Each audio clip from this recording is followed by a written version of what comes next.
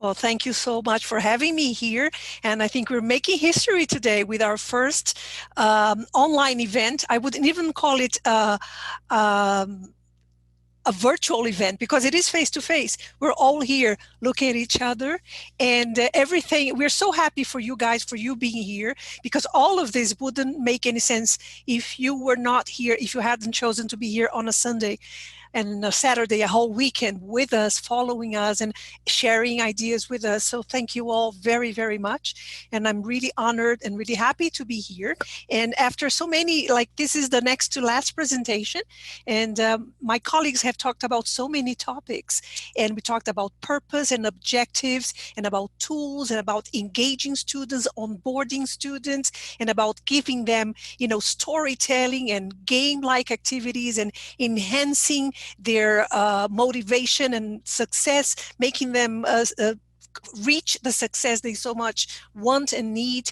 And now Adriana has just talked about giving feedback with so many wonderful ideas for us not to get stuck on the, okay, wow, very good, excellent. So I'm very happy to be following Adriana because we are going to reflect a little on the nature of mistakes.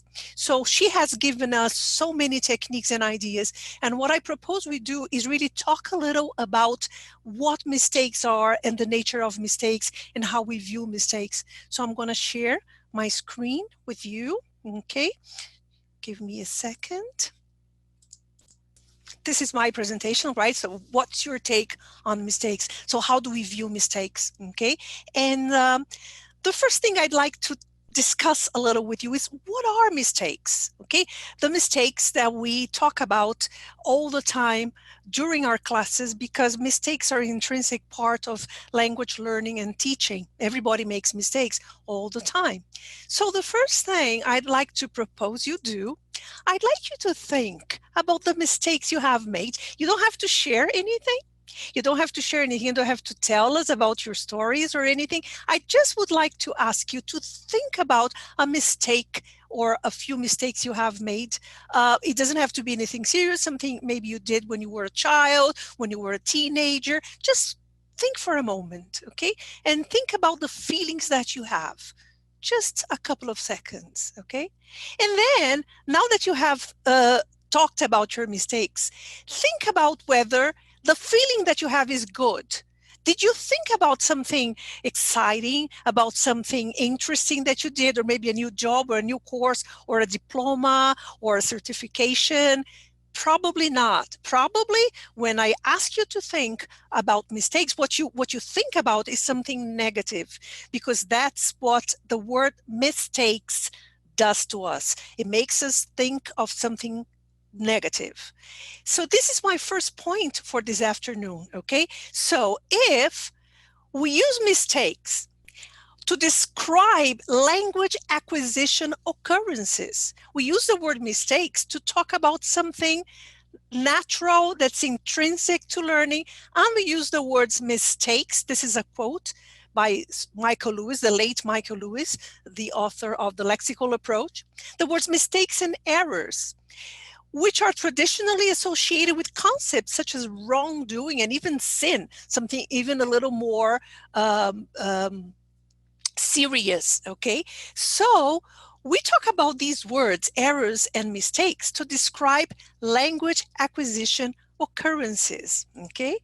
And I'd like to make a little distinction in the English language literature between mistakes and errors, okay? Normally what we talk about is that mistakes are unsystematic, they are products of chance circumstances, and even the most fluent of speakers and us as teachers, we make mistakes all the time. And even things that we do know, we know. For example, we see very fluent speakers mistaking he for she. Even Brazilian speakers, and we have ele, ela in Portuguese, for some reason people do say that, okay? And this does not mean that there's no learning or that something has not been internalized, okay? So in the literature, we call these events mistakes, and errors normally are systematic. They show we have a pattern, and we show that the student or whoever is speaking has not internalized this pattern or feature of English. Now, Having said that, a little word of caution. Today, in this presentation, I am not going to make a distinction between errors and mistakes. I'm going to use the word mistakes all the time because this is the word that we use in the teacher's lounge, when we talk to our students, when we talk among ourselves and our fellow professionals. We hardly ever say errors. We see them in papers, but we say mistakes all the time. So a little proviso here that I'll be talking about mistakes, whether to mean a slip or here, really we're going to be talking about errors, but we'll be calling them mistakes, okay? Just a little proviso, but we all know that there is a distinction between errors and mistakes, okay? So far so good. Let me see. Look at the chat here, okay? Okay. Yeah, Ana Paula says a mistake is just a slip, and really there's no distinction between mistake and slip. It's a slip. We make mistakes. We teachers make mistakes all the time. When we make an error, we have to go and study that point. But mistakes, like I say, and I say this to my students, your brain is working to make the whole body function. So maybe someday you have had a heavy meal, you've had a feijoada, and your body, your brain, and is sending messages to the body to digest all that heavy food. And maybe there's less room for you to reason about the language and monitor yourself. Maybe you had a very difficult night and you didn't sleep well. Maybe you have a problem. This can happen, and your attention is being given to so many other features of life, aspects of life, that maybe you make those slips slash mistakes. Okay, very good. Let me here. Okay, so I am not proposing that we erase the words error and mistake from the literature. Okay, obviously, who am I to do that? We're going to be looking at and talking about errors and mistakes.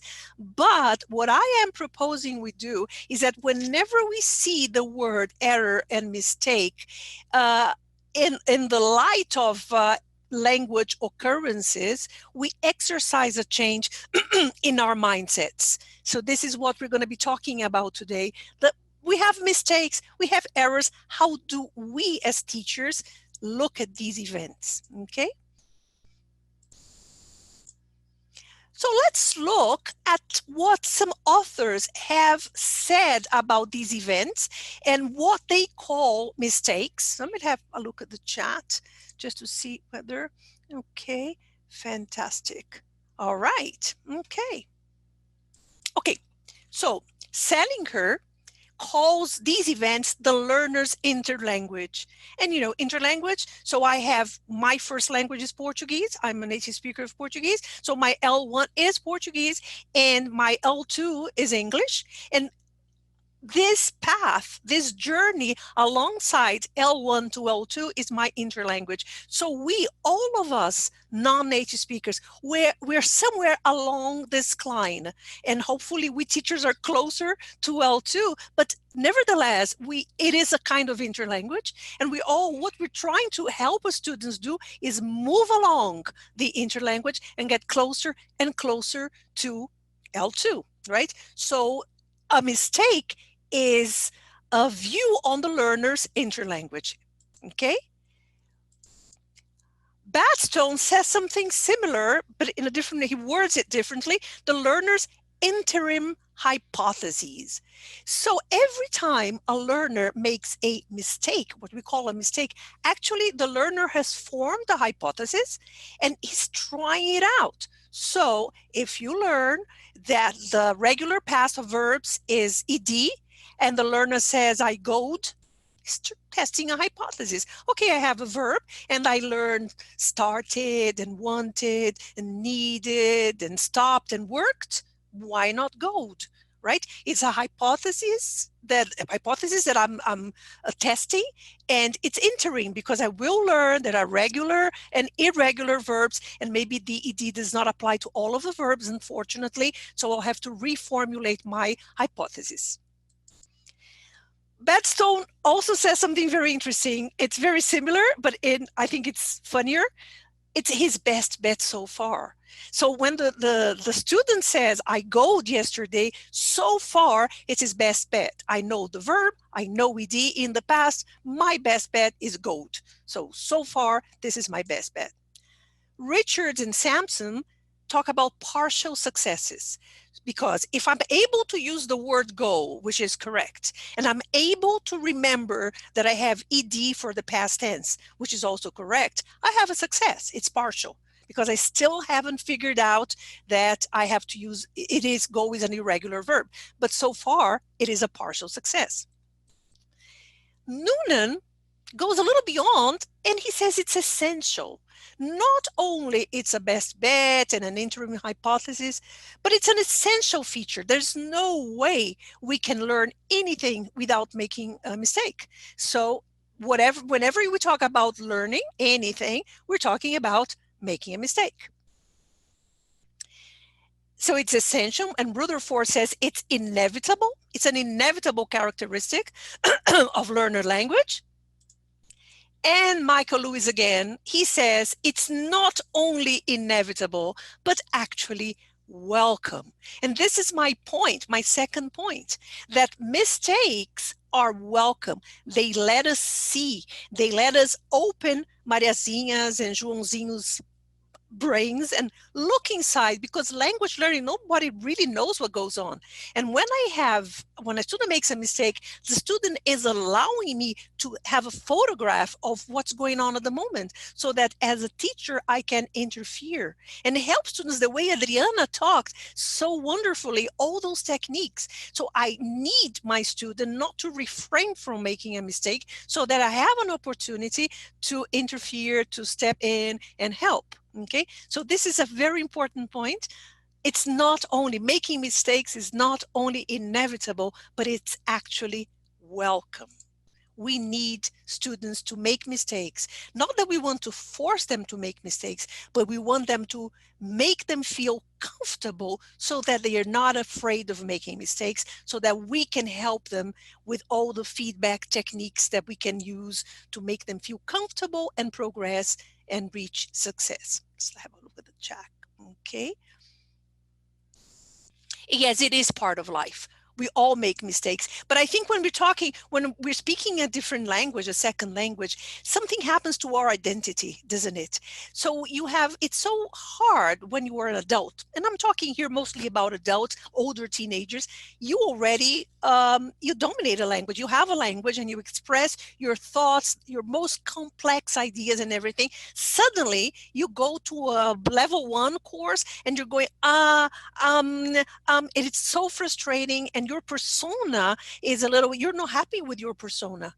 So even though it is obviously part of life and we know it's going to happen, it is very frustrating and affects people, especially very, shyer people, or people who are more self-conscious, and people who have um, hierarchically they are above other people, and they suddenly they're reduced to babies, to baby talk. It's not easy. We have to acknowledge that feeling and then work on that, because what happens is students refrain from making mistakes so that they don't want to lose face, etc. So you can have instances of overproduction or instances of underproduction. So what are overproduction and underproduction? Underproduction, let's start with underproduction. Okay, learners will avoid using certain structures, certain vocabulary items. Okay, they're not going to make many mistakes. On the surface, everything looks really good, but still you're diverting from L2, because this is not how a fluent or a native speaker would use the language. Okay, so the learner's interlanguage will reflect a divergence from L2. Can you think of any examples of what students avoid using, whether they think it's too difficult or it's something so hard for them they haven't even internalized it? Let's see if you have any ideas.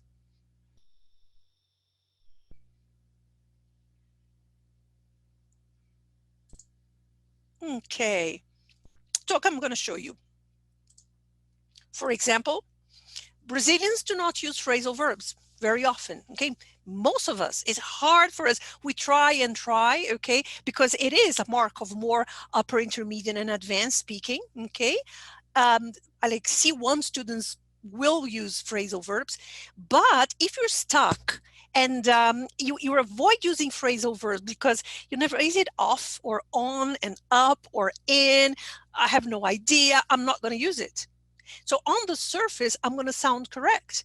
But if you think about native speakers, even an illiterate native speaker of English, someone who's never had any formal education, he will not make mistakes with phrasal verbs because phrasal verbs are part of the core of the language.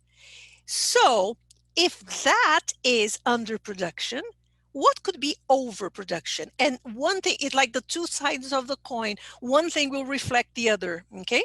For overproduction, it's a consequence of underproduction because in order to avoid a difficult area, such as phrasal verbs, learners will use something similar superficially, but pragmatically, it's different. It's a different structure or different lexis. Can you think of what happens? And let's use the example of phrasal verbs, okay? I'm using underproduction here, so I'm underproducing phrasal verbs because I find that very difficult.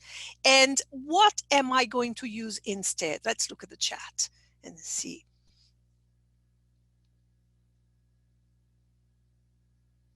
Okay. Yes, they avoid it. Oh, the present perfect. Sure, the present perfect. Okay.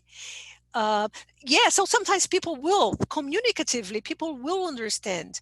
I did it many times. If I say I did it many times. In the United States, it's even common to say that. But in some other countries like England, it will create a little noise. People will understand, but still it's a divergence from the norm, okay?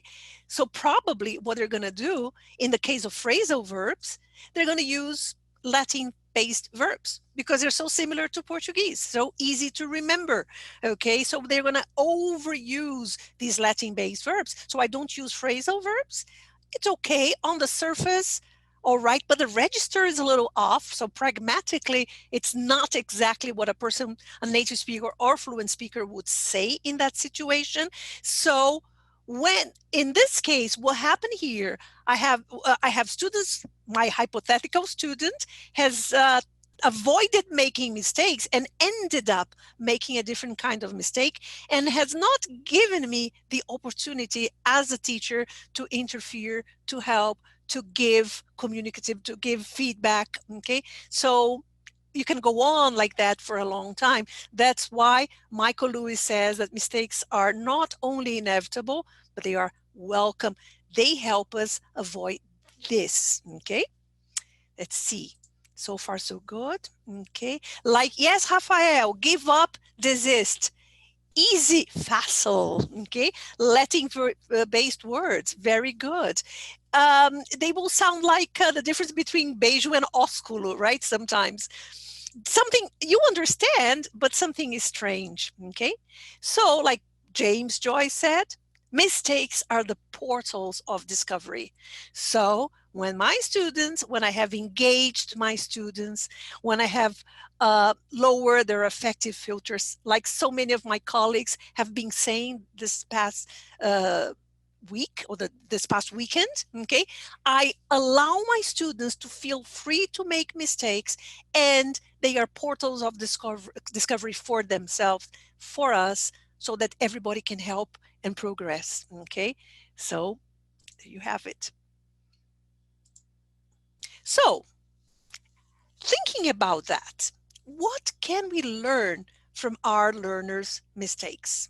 I'll give you a couple of seconds to see if you have any ideas. What can we learn? So we have here established that it is a good idea to make mistakes, not to force mistakes, but really create an environment where they feel secure, they trust you, they're okay, I know my teacher is here for me, and they can make the mistakes. And what can we learn from their mistakes?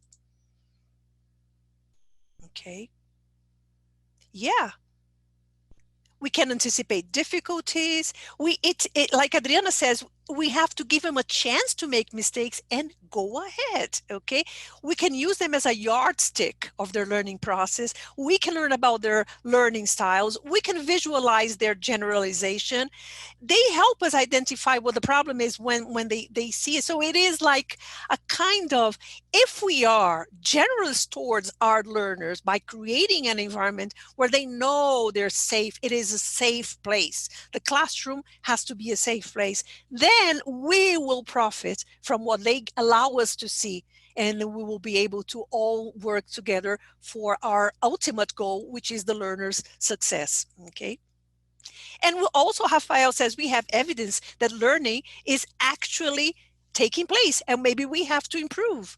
Okay, if it isn't taking place, maybe we as teachers said, what have I said? I'm not being clear. I have to reformulate. Or maybe, wow, okay, they made a mistake, but the mistake is more sophisticated than before. And we're going to be talking about sophisticated mistakes in a second. Okay. So thank you so much for all your ideas. So as you can see, wow, light. Okay, the light bulb is on when we are able to see the students' mistakes. We learn so much. All of this that you have said, and we are able to work so much better than when they are avoiding. We all know the students, we're getting their compositions, and we have someone who's written like four impeccable sentences at A2 level, and the student is supposed to be B1 level. Four impeccable sentences, there's no mistake. And then we have the student who risks and who tries different things and is even trying to use some B2 strategies, and he makes a mistake, and we have to point it out. But wow, doesn't that show progress? Doesn't that show that, oh, I'm making sense of the language? So sometimes if something is full of mistakes, we have to really evaluate each mistake, what it shows, what the student's trying to do. Is it a pattern that hasn't been internalized? Is the student translating from Portuguese? Is the student trying something out? All of this we should take into consideration. Okay. Okay. Yes, Carla, we notice what we have to reinforce with them. Okay. Fantastic. So we see here that mistakes, they turn on the lights in our minds. Okay. So that we can see what we can do for them. And I'm going to tell you a true story. And when I talked about a sophisticated mistake, I had this little true story. It was told me straight from the horse's mouth, firsthand. And a teacher told me this a long time ago. He was a novice teacher, and she was a little flabbergasted because the level 2 student, which is really A1, just learning the simple past, and there was a test. And right after the simple past was presented, there was this sentence to be filled in. And I, blank, wake up at 7 a.m. yesterday. What do you think the student wrote? Wild guesses here. Let's see. What do you think students wrote? Waken, waked. Many people put wake, wokes, walk. We got up, which would be okay, but it's not using the word in parentheses, waked and weighed, all kinds of things. Maybe I did wake up. So I'm going to tell you what in reality the student did write. The student wrote walk. And the teacher said, oh my goodness, walk, it doesn't even resemble wake, waked would have been maybe more obvious, but walk, this is horrible, and this is wrong. And then I looked at it and, wow, no, wait a minute, look at this. By writing walk, look at everything the student has realized. First of all, okay, he knows that the verb is irregular. So this is why it's a sophisticated mistake. Had the student said or written waked, he probably would be showing us that he hadn't realized it was irregular. So woke shows something else, shows that he knows it's irregular, first thing. And I remember that lesson in our book, they learn I took a shower, I woke up, I took a shower. So probably the student was thinking, oh, take, took. So wake, woke. He was probably making a parallel between take, took and wake, woke, and trying to find a pattern, an interim hypothesis. So this mistake was showing so much learning. Someone who has just been presented to the simple past, so much learning, so much progress. I said, wow, we should celebrate this mistake. This is really a wonderful mistake because it shows a lot coming from a student who's just begun to learn the simple past. Let me have a look at the chat. Yes, they're always trying. Okay, yes, I praise the yes. Who said that? I praise the yes and blame the English language. I can see who said that. Very good. This is what I tell them, said, it's not your fault. It is the language's fault because the language is irregular. The language is irregular and you're trying out and you had a pattern. You saw take, talk. So why not wake up? Woke. Unfortunately, it is the language that is irregular. Your mind is working perfectly well. Your mistake is very intelligent. It's an intelligent mistake. But that's the way the language is. It works like that. Okay, so this is the story of woke. So what can we learn? So do I know what made my student use the form woke? I can talk to my student. I can try to do like some reverse engineering and try to understand what, okay, made my student use woke, okay? What can this word woke tell me about my student's learning progress or process? What has my student learned so far to make him use the form woke? So like I said, probably learned that there are irregular verbs and probably learned take, took, okay? And how will this knowledge allow me to better help my student? Okay, so knowing this, how can I interfere? And ta-da, more light bulbs, okay, lighting up in our minds. And I told my fellow teacher that in that case, since we could give students half points, consider the question half correct, I wouldn't have considered it correct, but I certainly wouldn't have considered it no, because it showed so much progress. So I would give him a half point. If it was worth, I don't know, 0.2, I would give him 0.1 or something, but really to acknowledge the progress, point it out, use the opportunity to teach the form, but really acknowledge the very important step that the student had taken. What about you? Would you have considered it correct? Half correct? Wrong? You don't even have to share this. Think about it, okay? How would you grade this question? Okay.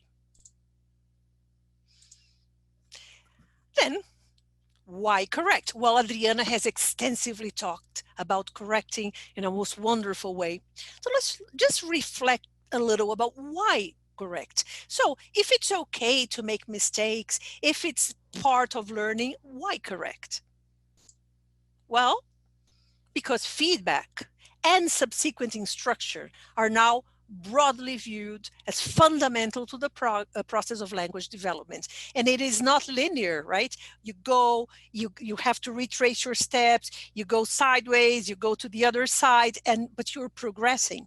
And let me tell you an interesting story that I heard at a course I was taking, a Coursera course on the bilingual brain. Very interesting course, by the way, by a professor at Houston University. And he said that there was like a study taken, carried out with doctors of different specialties. And they wanted to find out that between the age of like 20 to 50, it was a long-term study, the specialty that allowed the doctor to progress the most and the least. I don't remember the least right now, but I remember the most. Can you guess the type of doctor, the specialty, okay, the specialization that he has, that allows a doctor to progress and learn and be an expert the most between the ages of 30 and 60. Take a guess. What kind of doctor? What specialty?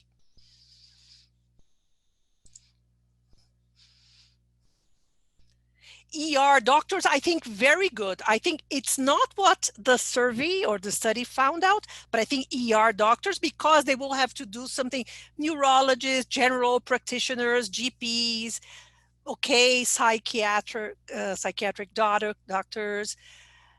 Actually, it has a lot to do with ER doctors that Alessandra, yeah, emergency doctors. It is surgeons. Because when a surgeon, and I think in ER, surgery happens all the time. In ER, if you make a mistake, the mistake is obvious. Feedback is immediate. It happens right there and then. There's blood splashing all around. You have cut into an artery that shouldn't have been cut. Okay, and you have to fix it. You have to fix it. And maybe if there's a senior doctor in the team, you will learn how to fix it. Okay, until you start learning and learning and learning and fixing and looking at your mistakes and fixing, and someone giving you feedback, and then between the ages of 30 and 60, you become, an expert doctor that really is a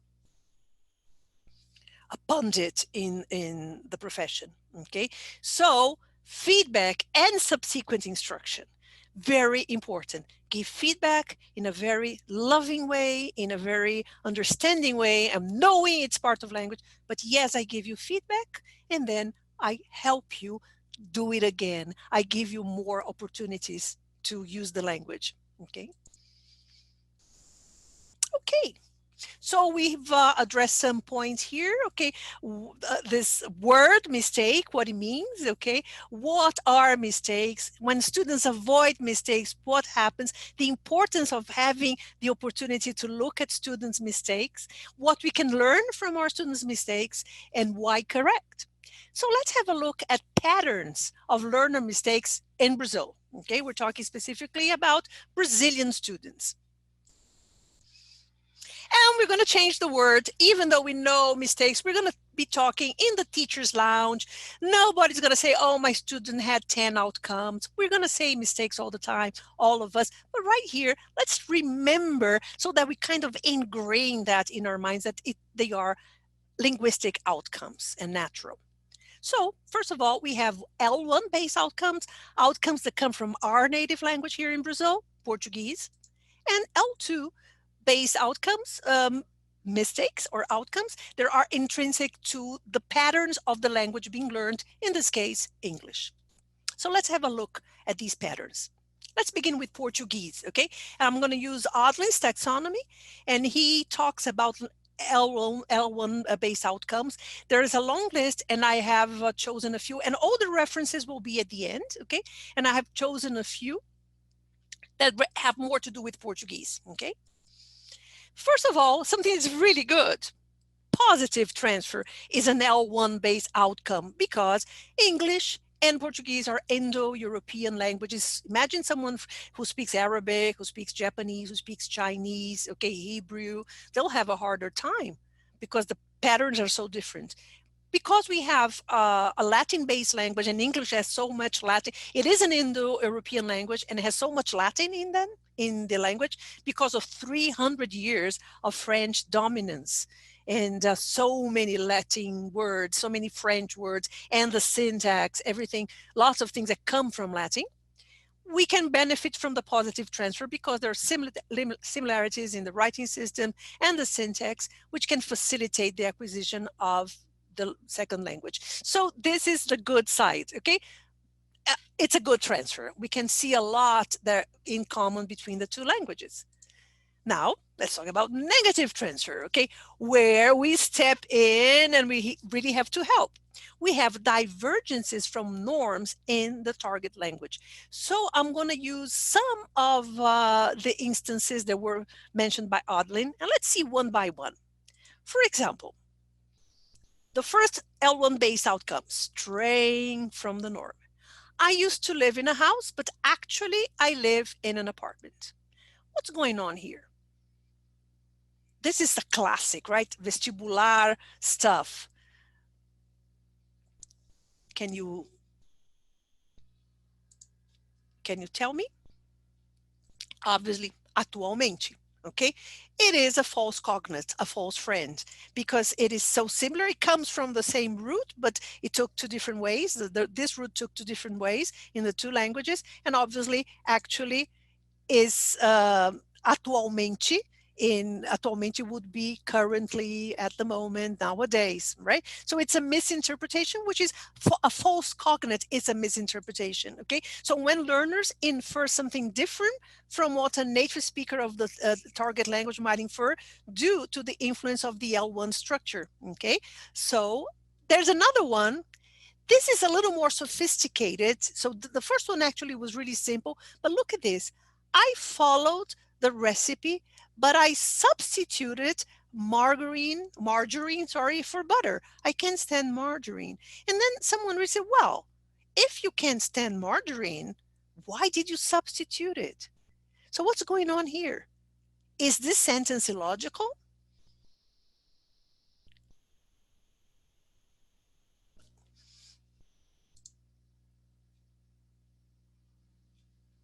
Okay, replaced. Very good. Thank you, Carla. Yes. Normally what we have to, because if you say, I substituted margarine for butter, I am using margarine.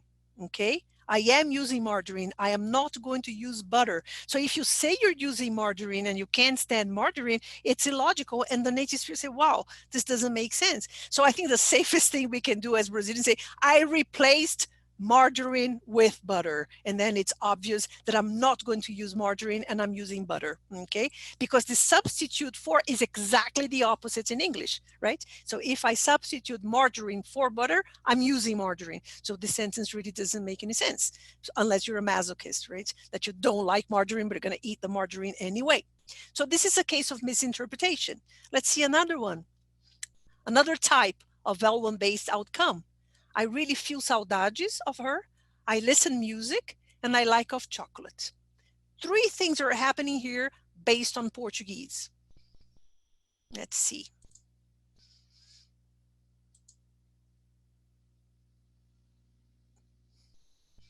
We have all seen students, okay, do this. Yes, Katja, pretend instead of intend would be a misinterpretation. It's a false cognate, right? Because pretend is pretender, and they don't use it as fingir, right? Exactly, okay? Exactly. So instead of I miss her, I listen to music and I like chocolate. What is going on here?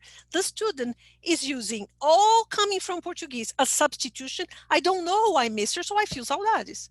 And I feel, right? I feel saudades. So I feel saudades because I don't know miss. I really feel saudades. I listen music because eu ouço música, eu escuto música, right?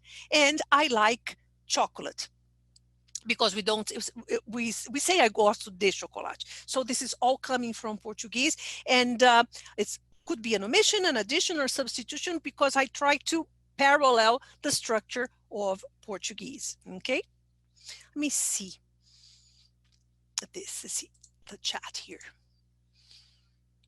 Yes, thinking Portuguese, translating it to English. Okay, so coming straight from L1. Different category. Let's see. I didn't do my homework because it didn't give, teacher, didn't give. These are true examples. On Sunday, I ate chicken to little bird, and I like very much Netflix. What's going on here?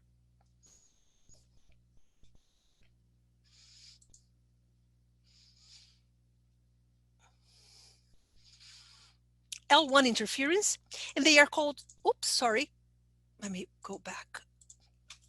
And they're called calques, because it's like decalcar, right? I am using exactly a structure here, and normally also an idiomatic structure from Portuguese into English, and sometimes the syntax in the case of I like very much Netflix, which is a really common mistake, because in Portuguese I can say eu gosto muito de Netflix, eu gosto de Netflix demais.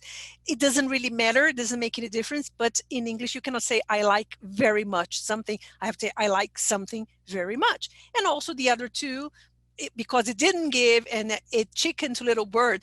One is like an expression, não deu, right? And the other is the name of a dish, frango a passarinho, and it translated it word by word, like really copying, okay, the structure. Lots of things in the chat. Let me see.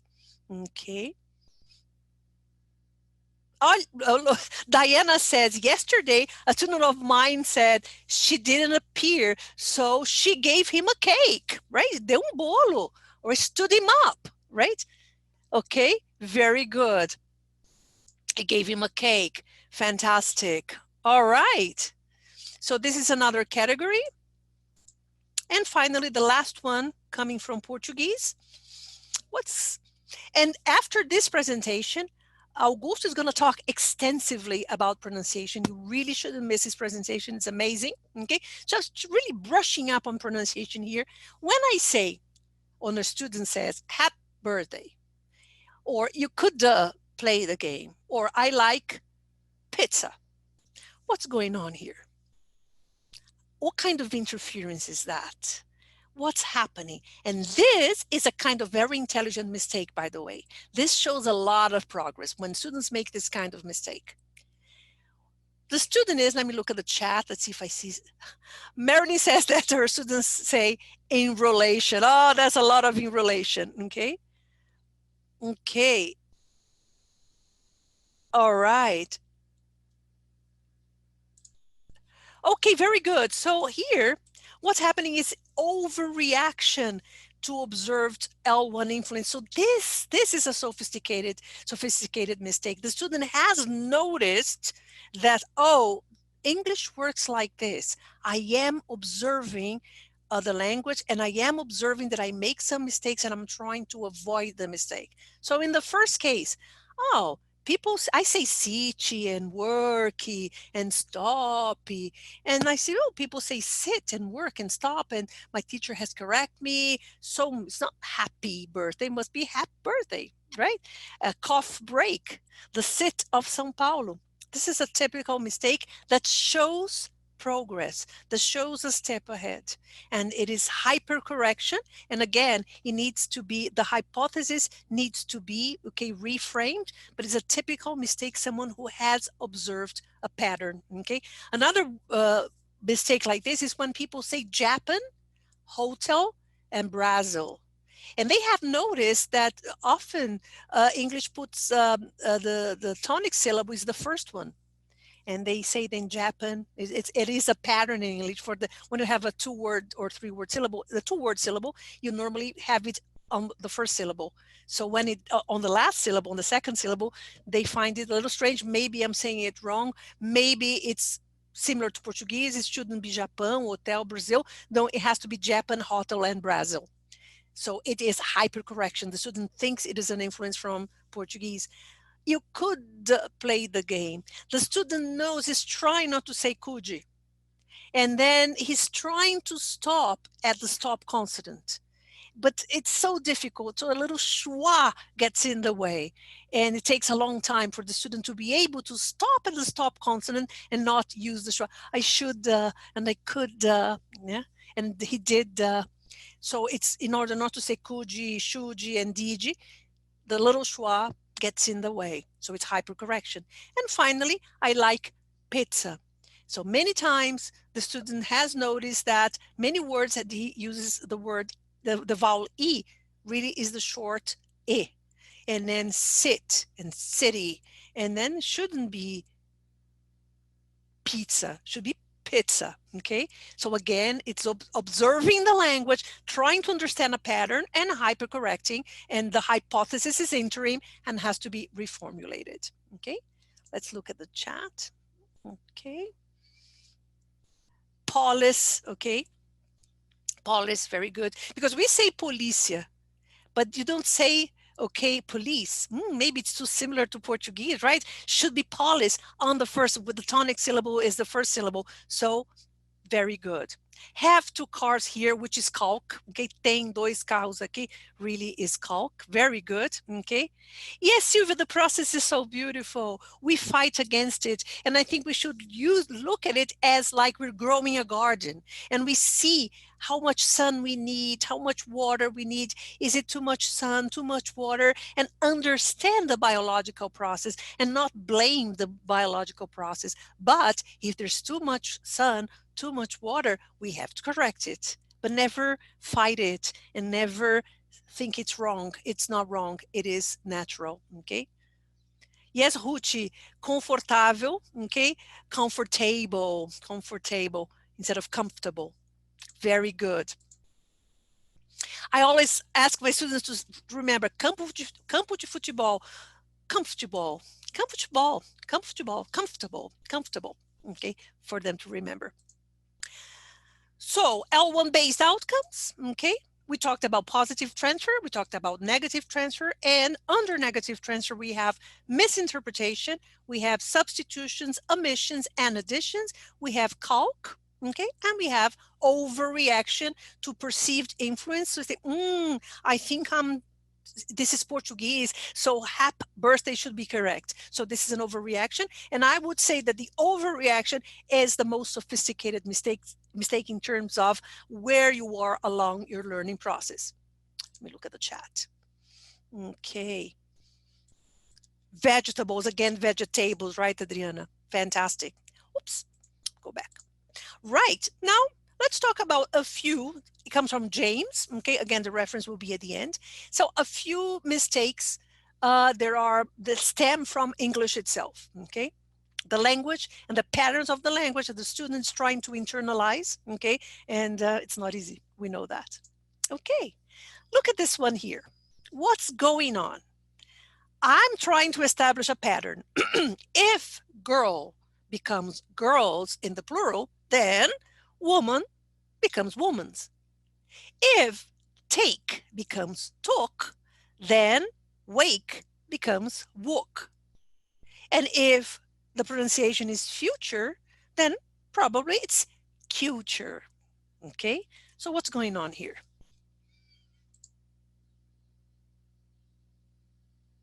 Yes, Wanda, comfortable works a lot. And they laugh and they remember.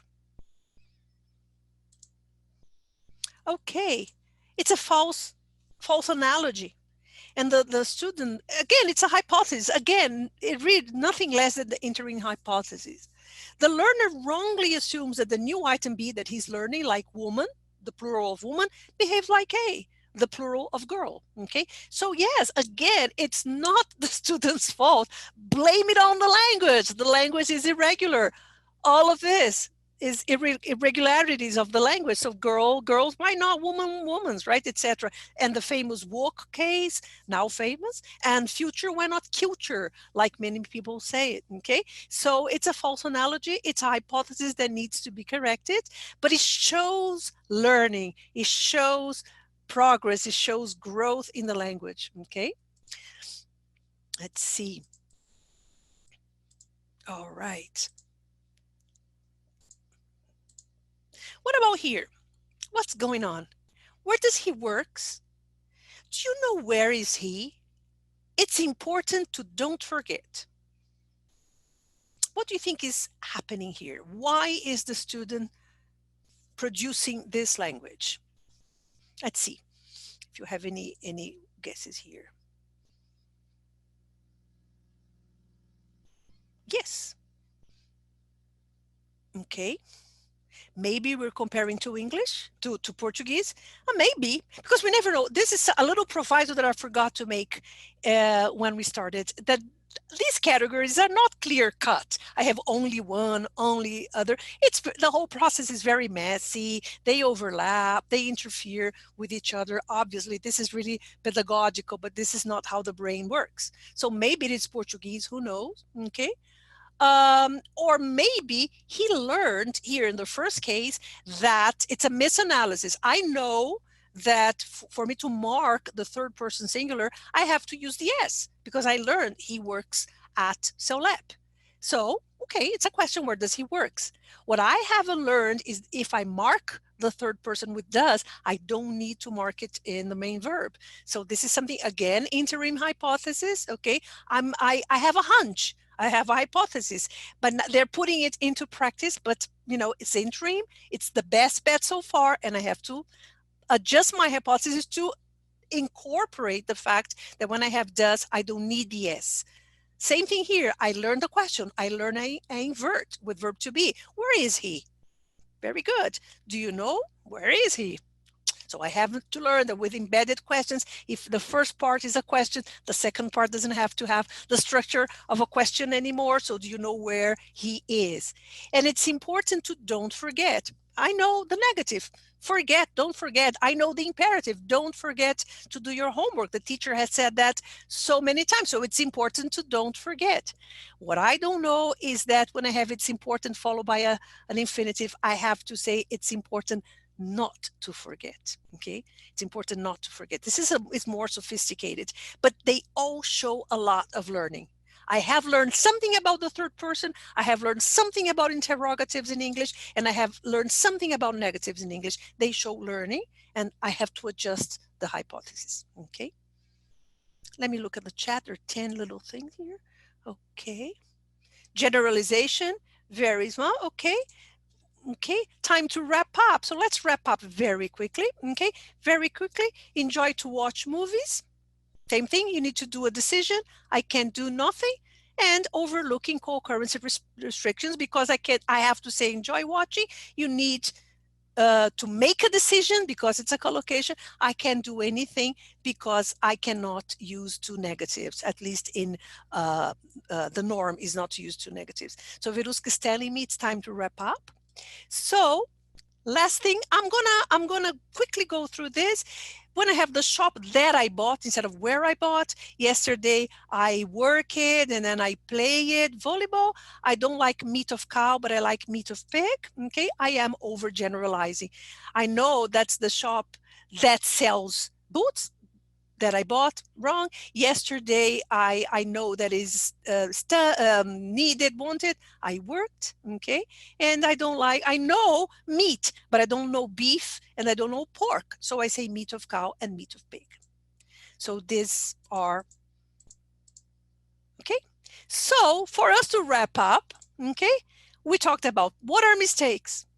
Errors and mistakes really are language learning occurrences. They are not only inevitable, but are welcome. What can we learn from our learners' mistakes? Why correct the patterns of learner outcomes that are L1 and L2 based? Okay. And the question, how can learners' mistakes help our students succeed? They help. So this is the question I would like you to leave with. How can the mistakes that students make actually help? They are welcome, and then they help us. How? Okay. And this is the bibliography, and you will be able to see this later. And thank you very much. And the light bulb is on for us to think about our students' mistakes and how we can help them, okay, in this natural process. Thank you very, very much indeed.